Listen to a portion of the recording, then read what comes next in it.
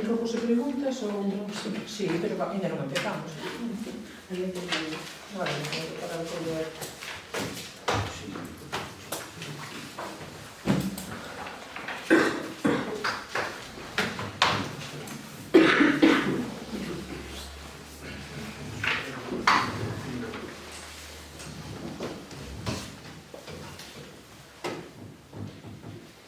Sí. No decreto 621, bueno, empecé polo 618, vamos por aí. Por Dios, por os santos. Se dice isto? Sí, no vial de Taller San Miñal, que hai uns tacos en esa que según parece ser na normativa actual xa non se deben de colocar. Pois hai unha discrepancia técnica, entón, que habrá que mirar. Pois mirando un cruce perigoso, se colocaron, pois, por eso. Traerei o reglamento no que se acordou que é o proxectista, e se non ten razón, pois que os levante así de claro. O 621 fala dunha biotrituradora. Biotrituradora, Sí. para que, donde é, que é, como Para funcionar. estamos facendo promoción, porque pues, chegou de uso de composteiros tanto individuales como comunitarios. Para o uso para facer o compost, hai unha parte que chama unha fracción seca que é o estruturante. Entón, para facilitar iso, e se recolle a subvención do Ministerio, polo que ven esa subvención de uso de composteiros, o que fai a bioestructuradora é fai astilla madeira que llevas metendo para facer esa parte que tens que añadir na formación do compost. O sea, metes materia orgánica e necesitas un estruturante. Donde se coloca a biotrituradora? É móvil. A poder necesitar un particular e tamén nos puntos que están nos comunitarios, un está na Colegio da Silva, outro está en San Xusto e outro está... No centro de día. Pero se, por exemplo, un particular necesita para unha... Temos que estudiar o caso un pouco para estudiar Hai que trasladala, hai que facer un uso a máquina tela. trituradora. E aparte encarna o seu perigo na utilización, ten que ser, porque é grande, xente que a saiba utilizar. É dentro da subvención PIMA-PEMA, que a poden consultar, que xa saleu convocada non este ano, sino no anterior, e existe por facendo a campaña de información, charlas en todas as parroquias, hai que seguir facéndoas porque todo día non se separa como se ten que separar. Dentro do contenedor orgánica, a veces hai todo menos orgánica, e, bueno, no sitio como noso, rural, eu creo que o de facer compost é unha boa idea e unha boa saída.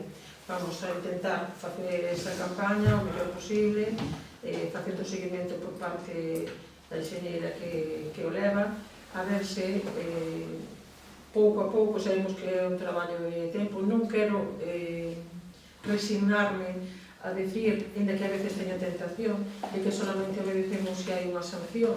Tenemos que, como noutros países, aprender a, se falamos tanto de medio ambiente, de resiliencia, de todo iso, teremos que empezar polo máis reto que é a selección do lixo, para levar o libro ao seu sitio, levar o papel ao seu sitio, o aceite que ahora se puxeron puntos, e non, a xente non o bota ali, e non saben o gasto que supón. Outro día houve que acudir a unha rede de saneamento donde a grasa obstruía toda a canalización, e iso non pasa unha vez. Eso pasa moitísimas veces.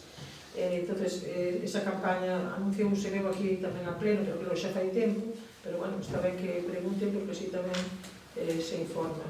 Se alguén, non sei se queda algún contenedor todavía individual para repartir, Si algún... pois se alguén está interesado, pero xa quedaban poucos, 8 Sí, por aí máis ou menos. ou así. Despois trasladamos unha quedanza.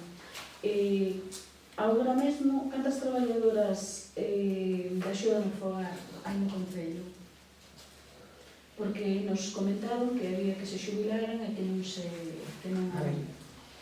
Sabe que estamos RPT, que xa se fixo, que agora estamos con estabilización, xubilouse xente aí, entón non podemos coller personal temporal, se colleu excepcionalmente, sempre para, mentras non sexan creados eses postos, ou non se externalice que é o que se vai facer nese caso. No caso de o SAF, un SAF xa está, que é o SAF dependencia, e agora vai a facerse na mesma convocatoria, vai a o SAF dependencia e o SAF ordinario, que é a axuda a domicilio.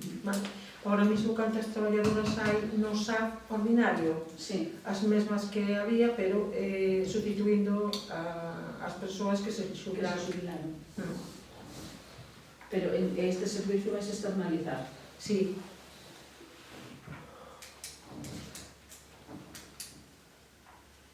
Nada máis. Vale.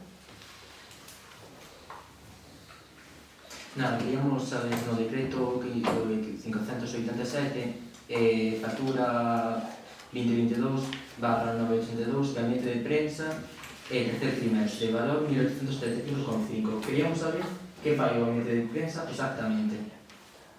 Busco a factura, que non sei que...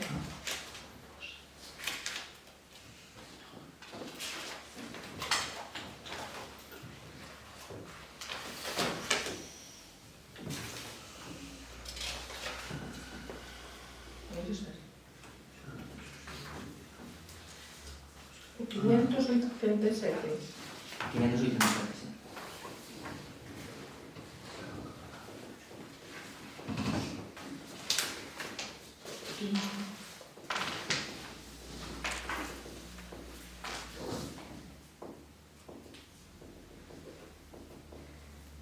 É o 587, tu que non está. Sí. 587.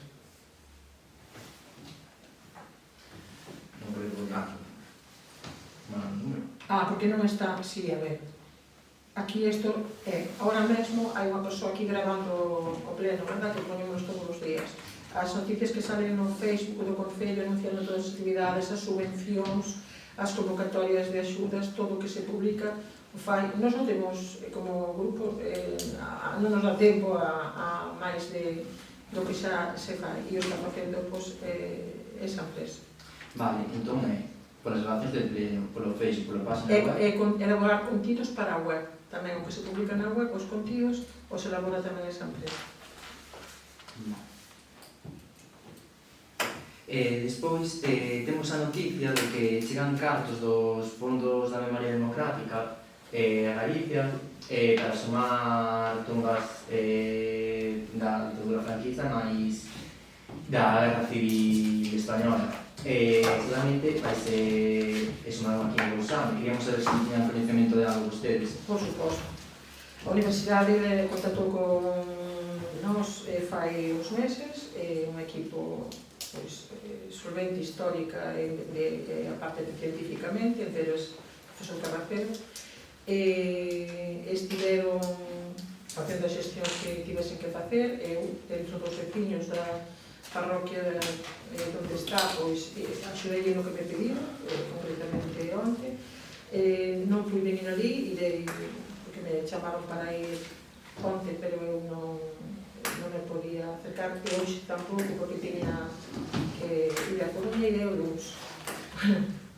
Ou martes, porque o luns hai un acto da Diputación de formación na Casa da Cultura, aí empeza ás 9:30 da mañá, e o donde eu que dar para estar en varios sitios a la vez non son capaz, pero bueno, había unha persoa que estaba preocupada porque pensaba que os restos dos seus pais, porque logo empezan a correr rumores, non? Que se iban a hacer cousa ali, eles a predisposición é boísima de colaborar cos veciños no sentido de que queren escoitaros.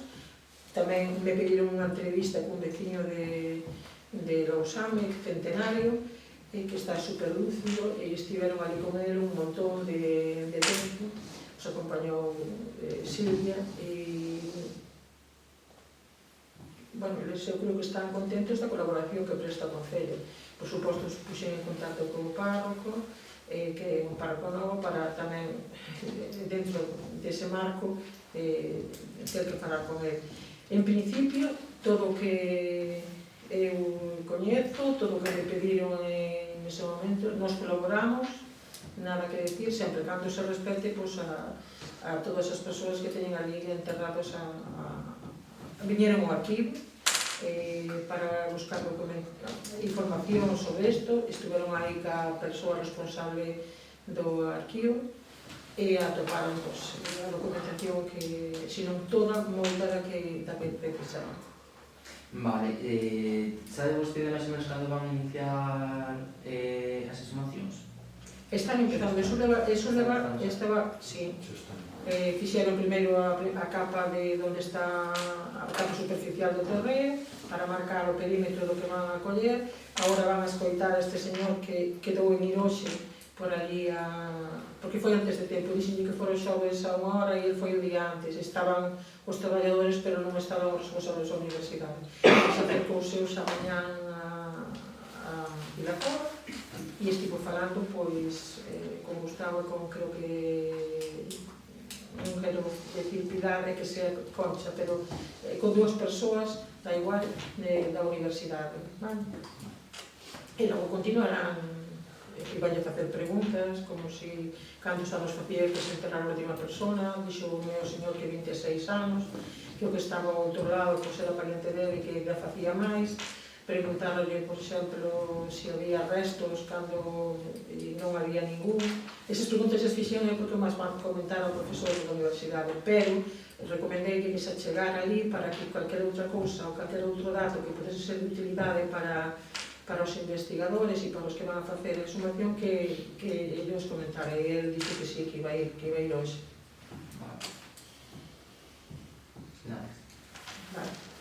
Pois, moitas grazas e hasta mañana.